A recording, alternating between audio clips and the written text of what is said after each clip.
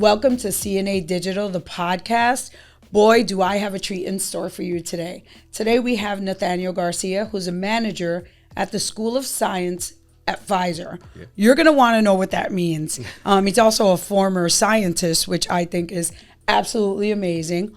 Welcome, Nathaniel. Thank you. To the program. Yes, I'm so excited. So actually, I'm going to start with when I met you. You were actually formerly a scientist. I think once a scientist, always a scientist. I think so. But tell me a little bit about yourself and welcome to the show. Yeah. So when we met, I was a vaccine scientist in Pearl River Laboratories at Pfizer. My team developed the clinical immunoassays that quantified antibody levels in response to getting vaccinated with one of our candidates. I have since moved on after some work on a number of the vaccines that have come out in the last 5 years from our company. And now I work in the CEO's office on an initiative that he has called Pfizer School of Science. So tell me a little bit about that, because we're going to get into this a little bit later. Obviously, if you caught what he said about 30 seconds ago, you understand the brains in this man's head, right? So that's one kind of fascinating part about you. But I think your heart and your capacity to give back and your drive around that is kind of what I personally admire about you the most. So we're going to go there. So tell me about this transition from scientist to School of Science, and what are you doing here? Yeah, so I'm currently a manager at Pfizer School of Science, and the whole program is basically our CEO's baby, right? So he's a veterinarian by training and had been inspired at a young age to pursue STEM by a program that he was allowed to attend. And so now in his position and with the resources at his availability, decided that it might be a good idea for us to give back, right? And so this is one way that we like to reach out to the community, and we bring in middle school age kids, so 6th, 7th, and 8th graders into our facility at our global headquarters. I've seen that. We have an awesome place for them to come hang out. We have a laboratory. We can fit about 60 kids. And we do so 3 to 4 times a week. We bring them in, we teach them about immunology or microbiology, central dogma of biology. And we have a great time. And a lot of the kids, you can see it, right? I don't know if you've ever had the experience of connecting with the youth, and you can see the light bulb turn on, sure, right? And you kind of see the spark hit. And every once in a while at the end of the lesson, a kid will come up to me and be like, I didn't know what a scientist does, but I think I want to be one. That's it, right? Like yes. Chills, right? Yes. Yes. Yeah. So that's a little bit of the work we do. And we have an awesome team there. Some of the most supportive groups or folks that I've ever been around. Yeah, that's amazing. I think, and without getting into anything controversial, I think corporate America, pharma, get a bad rap, a lot for a lot of things.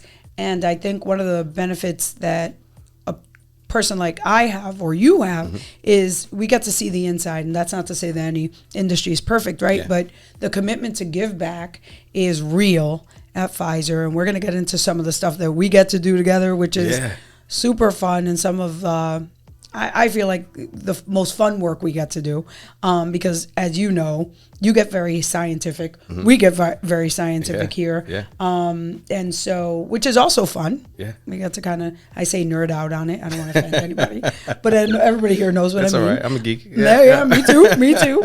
And so you've been now at the School of Science for how long? And tell me how that's going.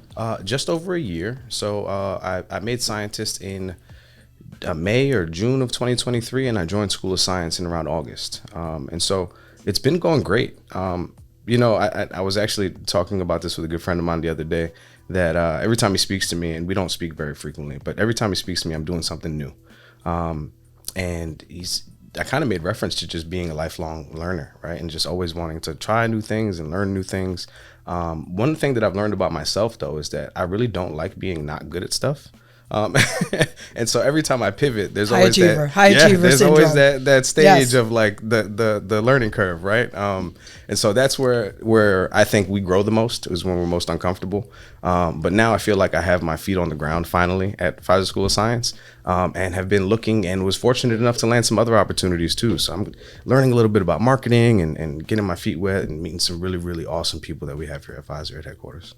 I know there's so many areas of synergy, I think, in what we do and what, we find interesting, that it's so kind of cool to talk to you about. But, you mentioned this idea of uncomfortability, and, before we move on to like some of the work that you're doing that you're kind of alluding to, tell me a little bit about what it was like because it finally feels like, and I hope other people feel this too, like the cloud of a pandemic, it feels like it's kind of off of being right on top of our heads. Yeah. What was it like working at Pfizer during the pandemic?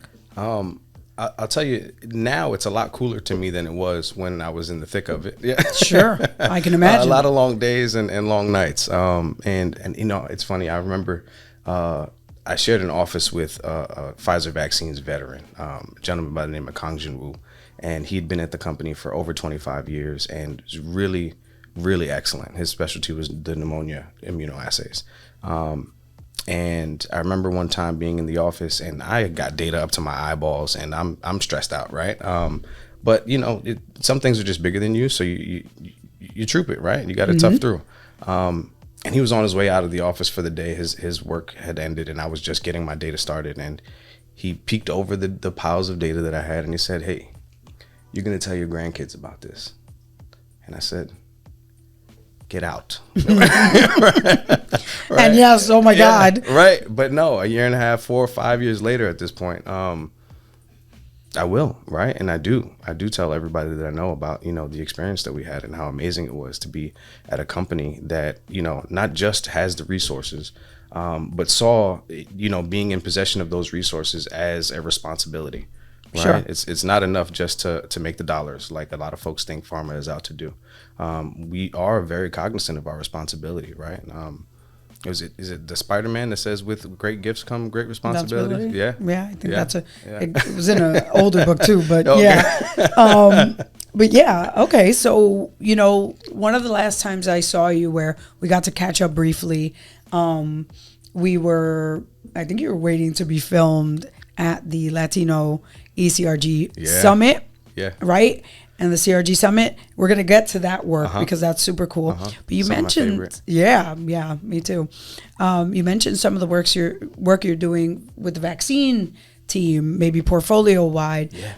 Tell me a little bit about that, because then you start, we have our internal comms focus, group here. And then we also do a lot of the sciencey brand stuff. So tell me a little bit about what you're doing there. Yeah.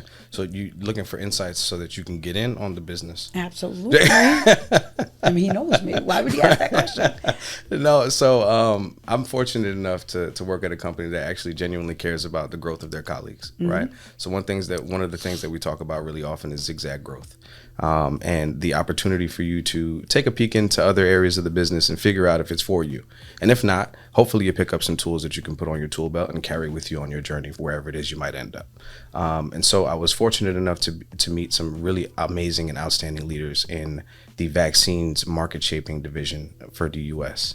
And where they look at where our vaccines are not making it and why, what the social determinants of health are, what are the barriers, and they're looking to overcome those barriers, not just with marketing campaigns, but with a commercial strategy, right? And so I was fortunate enough to land a growth gig in U.S. vaccines market shaping as the RC captain, and RC stands for Review Committee.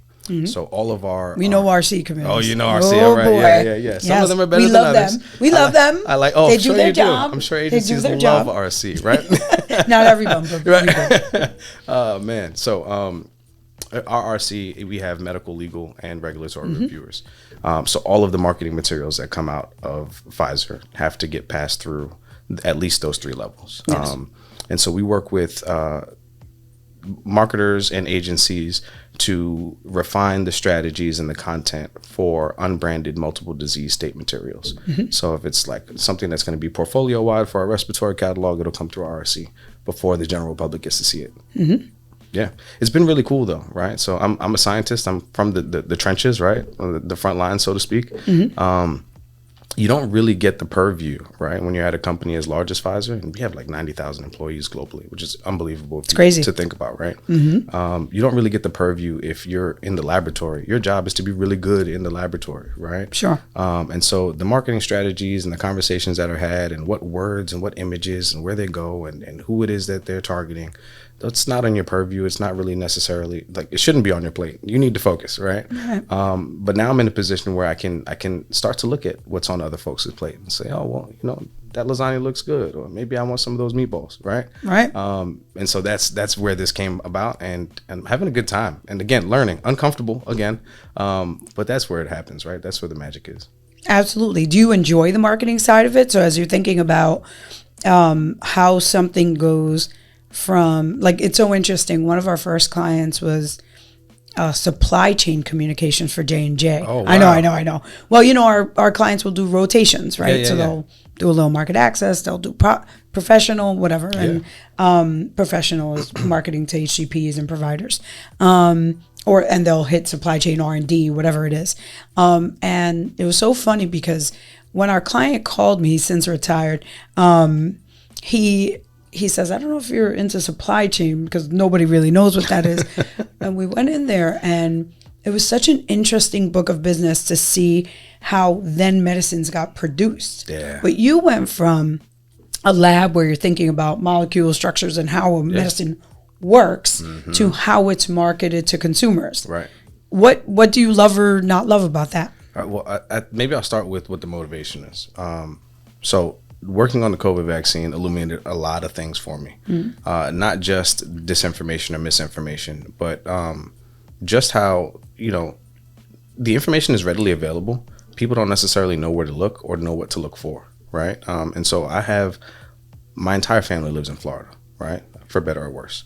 The kinds of questions that I was fielding from my family members, right, were just like, how could you not know, right? And so when you think about all of the work that goes into making sure a product gets to market, right, and for folks to not trust the experts is heartbreaking in a lot of ways, right? And so I'm having conversations with folks and pointing them in the right direction. And at a certain point, you exhaust everybody in the movable middle. Right. And the movable middle are the people that will actually listen to you and are looking to learn. Sure. There are folks on either side that are not going to change their position no matter what. Right. But how is it that we get diverse perspectives? How do we get the voices of the folks that are not receiving this information or don't know enough as even to where to look? Right. How do we get those perspectives in the room when we're generating this marketing material so that we know it's going to land in the places where it hasn't historically? So that was kind of the motivation behind it.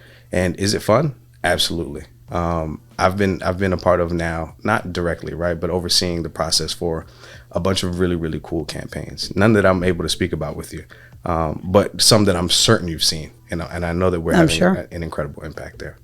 That's amazing. Yeah, I think one of the things that we share a lot of things in common personally. I think one of them is the love of science. It's also kind of this commitment to diversity in corporate, diversity in as it relates to medicines and science. And so I think that's a pretty cool translation to something that's important to you. Obviously, on our kind of more strategic market access side, it's something where we definitely get to nerd out on, like, how do you create that value proposition for a payer, which is, one of the biggest stakeholders, some would argue the largest, right? Because if a drug isn't covered, who's getting it? Who's paying for it? There you go. But anyway, I think it's interesting, and that kind of brings me to where I met you, which is the Latino ECRG. So tell me about what you do there. Tell me what that means. Because I definitely put it out there quite a bit. But from the inside out, like, what does it look like? Before you go there, I'm going to say we have the benefit of having purview to some stuff that obviously outsiders don't have. And I think, I'm definitely not sharing anything that isn't in the public domain. We can spill the tea. We're going to spill the tea. That's what I'm here for. I think, interestingly, people might not even like it, but one of the things that we get to see at CNA is Pfizer's commitment to trying to make the halls of Pfizer more diverse. And like there's like a lot of effort behind it. So I think everybody would argue that we want to see corporate, pharma, wherever, more diverse and representative of the actual country we're in. Right? But sure. Pfizer's like putting some strength behind it. So and I know some of that work. So tell me about what your thoughts are there. So I think it starts with equity being one of our core values, right? And a lot of companies will talk it. There are not a lot of companies that will resource it adequately, right? And so for it to be one of your core values, you actually have to put the dollars and resources behind it in order for folks to be able to make the change that they see fit, right? Or the ones that, if you're going to make equity a pillar, right, it means that you can acknowledge that there's growth that needs to be had, right? Sure. One of my favorite things about the Latino CRG, and I'm a part of a lot of CRGs at Pfizer and have had leadership positions in a few, is just how committed those folks actually are, how much they really care, how much of their own blood, sweat, and tears go into it, right? How thoughtful they are about the partners that we work with and the work that it is that you guys bring to the table. And I think that shows in the programming that we're able to output. And it shows in, just now I got off of a call that my colleagues are hosting a mentorship, right? But not just a mentorship seminar, but how do you translate mentorship to sponsorship, right? Which is the next most natural step. Right. It's one thing to give somebody some advice. It's another thing to call up somebody that's privately. Right. And then it's another thing to call somebody and be like, hey, listen, I know somebody that would really fit the role that you're hiring for right now. Right. And if it doesn't go well, like, to call and figure out, well, where can this person improve? What was it about them that didn't actually fit? Because I thought it would be, right? So mentorship, sponsorship is one thing. And then all of our initiatives externally and the things that we get to do to build community, not just within Pfizer, but outside of the firm as well. Yeah. So tell us, so we also work with other CRGs. Mm-hmm. We happen to have met at the Latino CRG, right? Yeah. But we also work with other CRGs now, which is pretty cool. Yeah, I think, people saw the work we were doing, right? It's pretty good stuff. Called up the team. I might be biased, but it's pretty good stuff. I hope you feel that way. We definitely put a lot of heart and soul into it. But we've also touched a number of different CRGs. Yeah. Tell me about the other CRGs that you support. Yeah, so for a long time, I was the leader of the global Black community at Pro River. So I'm a little bit about me. I'm an intersectional leader, right? And one of the best and easiest ways to make change is through allyship, right? Mm-hmm. So my mom was born and raised in Jamaica. My dad's Puerto Rican and born to Honduran and Puerto Rican parents. And so there are parts of my identity that are not necessarily highlighted in the Latino CRG, and there are parts of my identity that are not necessarily highlighted by the global Black community. I found myself in a leadership role in the global Black community in Pearl River and was able to do some really, really cool work. And through that work, gained a little bit of visibility and gained a few opportunities. And those opportunities are actually what led me to join the ECRG at the Latino community. And I think that kind of leadership, that kind of thought partnership between groups that by and large are underrepresented and by and large are afflicted with the same plight, right? Yes. There's power in numbers, right? And I mean numbers in terms of like actual people, numbers of people. But then now we get to share a budget, right? Now we get to put on programming that's enriching for colleagues that identify in more than one way, right? Sure. And so for Black History Month, we would do things with Marsha P. Johnson, right? And then invite the LGBT community to come join us, right? I threw a comedy show at the labs in Pearl River, the first of its kind, and probably the last, right? We learned. Yeah, maybe we don't do that. Yeah. No, I'm just kidding. No, it was good. It was good. It was PG-ish, right? Mm-hmm. PG-16 maybe, not 13. But those kinds of engagements, and that was with actually the Latino community, right? Yeah. So we got somebody that was Afro-Latinx from Queens to come to Pfizer and have a chat with some scientists and crack a couple of jokes, right? But those kinds of things are how you build community. Those are the kinds of things that get you visibility. And once you get that momentum, right, then your only job is to keep it going, right? How do you improve it and how do you make it better? How do you reach more people? And that's, I think, where your genius comes in. We really love this line of business for so many reasons. Yeah. But one of the things that will show through in kind of your talk today is your authenticity in terms of like it comes from heart and soul, and that's one of the things that I have a very clear agenda in terms of getting corporate to do a better job in any room I'm in, at least, or in any corporation or organization that I'm, to have their employees feel more connected. So that's employees of color, but that's all employees. And it occurs to me that you and I do this thing all the time. So our audience may not even know what a CRG or ERG is. Oh, that's a good point. And what the job of, because I think that's a good point. Part of the coolest part, right? Because from a marketing perspective, the brand business and internal comms is two different animals, right? So you're doing this a lot for the love, and internal comms has a really, really, really important job. So why don't you tell our audience a little bit about what does the CRG do in general? Like, what's the objective there? So in general, the CRG, and so it stands for Colleague Resource Group. Some places call it ERGs, Employee Resource Groups, right? It's really a place that is supposed to foster community and belonging.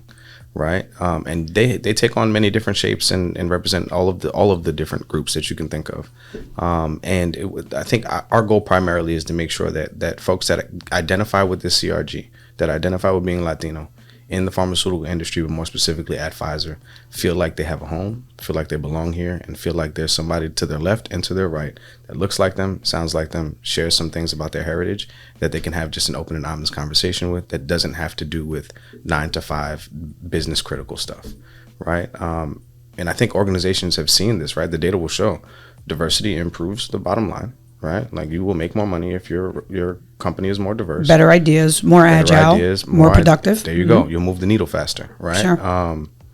But in order to do that, you have to create the environment where people actually want to come and work at your company, right? Yes. It's not an overnight thing. So it takes having not just the numbers of folks that check the box, but the right kinds of folks to create a culture of belonging, right? And with that intentionality, I think is where we align. Yes. Right. It's not there are any number of partners that we could choose to work with. Right. Yeah. But when you're talking about being authentic, you're talking about putting your best foot forward and making sure that you're always representing your community. And with every breath, trying to make it a better place for everybody. Right. Like that is, for me, is where it happens. Agreed. Yeah. I like to share the story. So full circle, our first summit with you. Yeah. Because my first agency job, Pfizer was the agency of, we were the agency of record for Pfizer. And our office was right across the street at 220 East 42nd Street. And so I like to joke with the team here that we used to have to keep a suit in our cubicle. Just in case. And when Pfizer called. No. Not if. When Pfizer called, then we had to run across the street. We could not be in jeans and a T-shirt. I love that. Yeah. And one of the things that I realized right away was that the brown people I saw were security and the people who served the food. Mm-hmm. And I kind of used to look around and go, and now this is many, many years ago now. Yeah. And so for us to be the agency that Pfizer chose to represent the Latino, it was like, just personally, it was like such a full circle moment. Yeah. Because there's such an agenda I have here about corporate doing a better job. Yeah. Now I'll say there's another thing here. It's kind of not on our questions, but something we had purview to outside of the CRG work, which was, a campaign that Pfizer was trying to launch to get people to identify. Oh, yeah. And so that was being met with a lot of question, right? So we got it, okay? But it's kind of hard to know where you're starting from, baseline data. I need to know the baseline in order for us to move the needle. Right. So as when we didn't work on that campaign eventually, but we did learn a lot about it in trying to pitch for it. And I just thought there was such an effort for them to even foundationally get it right. Yeah. Right. Because everybody, if you liken it to like a garden, which I love to talk about nature and gardens because people get it, right? It's like everybody wants to talk about the flowers at the end. Yeah. And some people want to talk about the seeds. And it's like they were trying to talk about the soil. Yeah. Right. And we couldn't get there. And they were being met with. So it's like, yes, corporate doesn't do everything right. And there's plenty to talk about there. But in trying to move the needle, we have to understand where the needle is. There you go. Right. And so that is part of, I know, and I'm sitting in the room, so I know what they're trying to do. So I'm not making this up, right? Or reading this in investor relations transcript. Right. This is real. It happens at these meetings. I think one of the things that you got to highlight, right, is I think especially you and I, our disposition is to look forward, right? All right, we hit this benchmark. What's the next one? How do we not only hit that one, but how do we knock it out the park, right? But all too often, I think success is actually a story of distance traveled. So for you to be able to highlight what we looked like back in the days on 42nd Street versus what our organization looks like now and what our values say about us, right? And you're in the room, so you know. Yeah. I think that's a beautiful story. And that's not to say that we've taken every step correctly. And that's not to say that we still don't have steps to take, right? But if you look at where we were, where we are, and where we're trying to go, you can see that there's been distance That's traveled. a good story. And for me, that's success, right?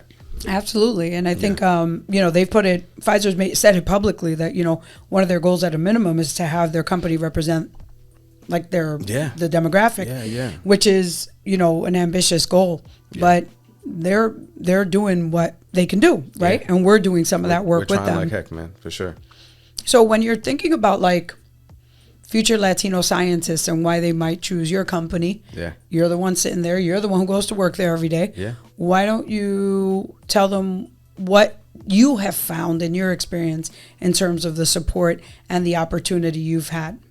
So one of the cool things I think working at a company the size of Pfizer, but with the resources of Pfizer, but is the things you're going to be able to do in your career at a company like this. There are no small projects, right? Everything drives what our goal is, which is to generate breakthroughs that change patients' lives. And so I think, I was on the pre-med track, right? I was going to med school. I was going to go be a surgeon. There's nothing you could have told me. One of the things you got to do in order to be or to get into medical school, let alone be a surgeon, is undergraduate research, right? And you got to get some patient care hours. So I did those at Weill Cornell Medical College. I did my research at the pulmonary immunology lab, and fell in love with the bench top. And I sucked when I got there, right? Again, right? Uncomfortable, the learning curve. I don't believe it. Right? Oh, it was bad. It was bad. Unpolished, for sure. Knocking stuff over. And then it's also like one of the best research institutions in the world, right? So I was surrounded by brilliance. Anyway, learned a lot. Got a lot better with my technical skills, right? Learned how to move around the laboratory without knocking over people's stuff. And then my patient care hours came from being an EMT. Right. And so when I think about, being on the front line and riding 911 in Patterson on Sundays before having to go to chemistry class on Monday, there was something just in my body that was like, why am I driving towards the thing people are running from? Right. That just didn't sit well. And I found a job, and it happened to be at Pearl River. There was an EMT position open on the security staff. And I finished my college career and put myself through school as an EMT on the security staff at Pfizer. Right. And a lot of folks would think, all right, well, that's where you end, right? You're not going to be able to maybe make an impact the way that you would like at a company like Pfizer if your first position is on the security team, contracted through Securitas, right? But I was fortunate enough to meet a handful of scientists of color. When I got my degree, I said, hey, I'm going to take a gap year before I go to med school. Do you think I might be able to use this piece of paper? The ink's not even wet yet, right? Like, do you think I might be able to work here? And they said, yeah, for sure. And one day I'm walking through the hallways and I literally bump into a sign that says Prevnar, our pneumococcal disease vaccine, is set to reach 1 billion doses by 2024. And this was in 2018. I had just started working at Pfizer, right? Like maybe 2 weeks in. And I thought to myself, like, if I'm going to be a surgeon, the best surgeon in the world, and if I work for 20 years and I see 250,000 patients, that would be an amazing career. That'd be so many lives that I'd be able to touch. But I'm already working on this vaccine and it's going to touch 1 billion people. That was a number I couldn't even fathom. Right. Fast forward to 2020, I work on COVID and we ship 4 billion doses in a year. It's like, this is the kind of impact that I want to have on global health. Right? Not to say that being a physician is anything to turn your nose up at, right? Like, they do incredible work. And again, the actual front lines, I don't think are for me, right? No, okay. I'd much rather be in the AC'd, enclosed environment of the laboratory. For sure, it's a lot. It's a lot. We give it up to them. It's hard work. But that's really what does it for me. The impact that we're able to have as colleagues. And it doesn't matter where you sit in the business or in the labs, right? We're all driving towards that mission, right? And so even if it takes $5 billion in 13 years to get a drug from concept to market. If you touch that drug at any point of the way, you're responsible for changing the lives of the folks that get to take that drug, right? And that, for me, right, if you're looking to make an impact in global health, if you're looking to make the world a healthier place, if you want to be seen for who you are and valued for your experiences, you need to be at a company that values equity. You need to be at a company that puts the resources where their mouth is. Right. And that's what we're trying to do. Yeah, I see it. I see it. Now, you're passionate about this. And I know that you just talked to our audience about making your impact from a professional standpoint. Yeah. But I think one of my favorite parts about you is how you have come to be where you are in terms of like the opportunities you were given, and then how you give back. So I'd really love to like kind of close our conversation on that personal side of how you take everything you've learned in your amazing story and how you pay that forward. And you're still, dare I say, very young, so you have a lot more to give back, I'm sure. And we'll all be watching. But like, tell the audience a little bit about what you do now to kind of help that next gen outside of the walls of Pfizer. Cool. Yeah. So first, let me say I'm a little disappointed. I thought you were going to say your favorite thing about me was my incredible sense of style, but I mean, it's okay. Look at him. I'm past it already. Okay. Sorry, I lost my moment. But some of the things that I like to do outside of School of Science or outside of Pfizer in general is give back to the people that poured into me on my journey, right? And so I was fortunate enough to be selected for a program called Prep for Prep when I was a kid. Prep for Prep did an excellent job at training me and getting me to a level where I was able to matriculate into the Browning School at a level where I could be successful as a student there, right? And so I graduated from Browning in 2006 and took a hiatus from school and did some really cool things and started a couple businesses and had a whole lot of fun failing, right? But when I decided to go back to school and ultimately got back to my career, George Floyd happened, right around 2019, 2020, right? And there was an effort put forth by the school to make sure that they are treating and taking care of underrepresented communities to the best of their ability. So they brought in 50 or so alumni of color, and we had a conversation. And those alumni ranged from the very first Black graduate of the Browning School in 1972, wow, Dennis M. Coleman, to some folks that had just graduated in 2019.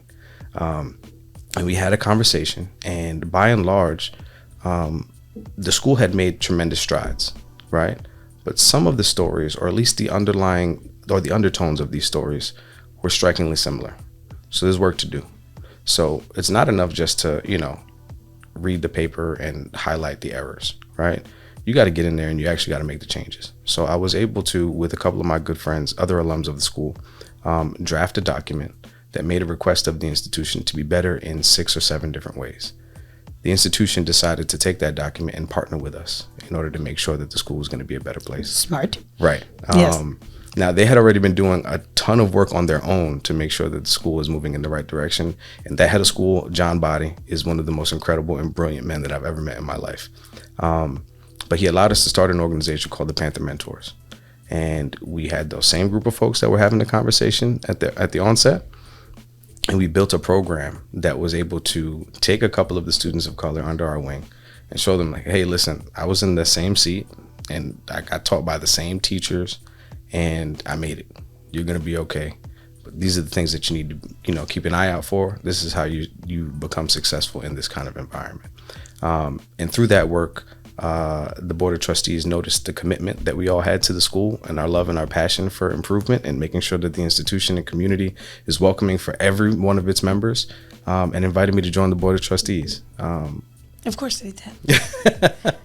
Yes. So I've been on the board for about 4 years now, and it's been one of the most incredible honors of my life to give back to the institution in terms of strategy and governance and advancement, to the place that I call home, right? Like they are a huge responsibility, or a huge reason for who I am today, right? And the work doesn't stop there. We decided to create an endowed scholarship. So I don't know if you're familiar with the private school space in New York, but I am. They tend to be pretty expensive. Yes. And so one of the ways that we like to increase diversity is by getting students into these schools at an earlier age. And, maybe a $60,000+ price mark is not really reasonable for somebody to send their kid to 2nd grade. Right. So we created an endowed scholarship. We raised over $80,000. Wow. And we named it after Uncle Dennis M. Coleman. And now that scholarship every year goes to a family of color so that they are able to matriculate into the Browning community earlier and have their son have opportunities that other kids just don't have access to. That's amazing. Yeah, we have a good time. That's amazing, and you're amazing. Oh, come on. I want to say, you're like, oh, come on, stop. No, I want to thank you for being here. I think this conversation was so important for so many reasons.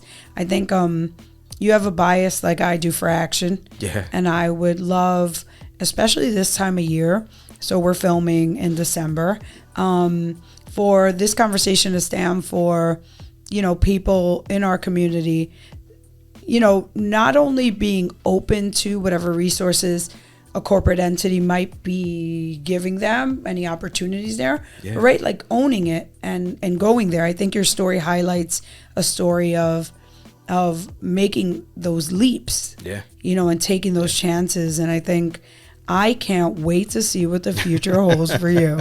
I can't thank you enough for joining us today. Is there a question that I should have known better and I did not ask you that I should have?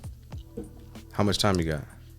What do you got? I'm not sure. I love that our conversations are so organic. Yes. I love that whenever I have a chance to connect with you and all of the folks here at Copy and Art, that it really is just that, it's a connection. It's not forced. It's not like we have an agenda. It's not like, we're trying to make something happen that wouldn't happen by itself, right? We're just trying to catalyze it. We want to make it happen faster and maybe to the best of our ability. And so, I love the conversation we have, and I'm looking forward to having more. Absolutely. All right. So then I'll think of one myself. Don't leave me hanging. No. Oh, yeah, come on now. He said no to my Tito's, by the way. Right. So here's where I'll end. What do you see in the future for you? What are some dreams that you still have left on the table? So I have a lot. I know you have a lot of them. A lot of dreams. I know you have a lot of dreams, which is great. Yeah, I want to be rich. No, let me stop. I do. Who doesn't? Nobody wants to be poor. I think I would like to just be a voice for the voiceless in the healthcare field. I think when we look at the landscape in terms of what equity looks like in healthcare, there's a gap, and that gap is not going to be closed easily, and it's going to take solutions that we don't have yet. It's going to take leaders to think outside the box like we haven't before. I want to be one of those leaders. I want to be at the tables having those conversations, and I want to make sure that my fingerprints are on change in healthcare and making sure that this world is a healthier place. Amazing. Thank you so much for joining us. And thank you for joining us. Yes. Connect with him on LinkedIn. Follow him. Do something. Find him. Sorry, you're going to get a bunch of people. Okay, it's fine. Thank you for joining us. Thank you.